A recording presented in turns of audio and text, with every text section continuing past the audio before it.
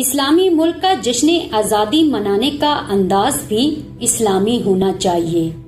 اللہ کو تمہارے اس یقین سے بہت پیار ہے جو تمہیں پختگی دے کر بار بار اللہ ہی کے آگے بس جھکاتا ہے۔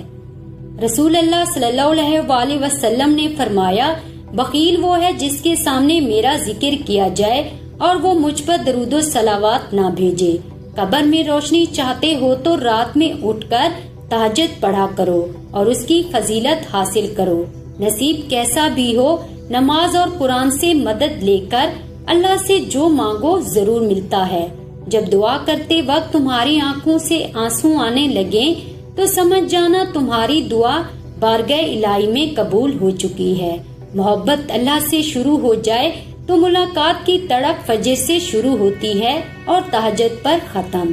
میں نے پڑھ کے دیکھی ہے سورۃ کاف، میرا رب اپنے نیک لوگوں کو برائی سے بہت دور لے جاتا ہے۔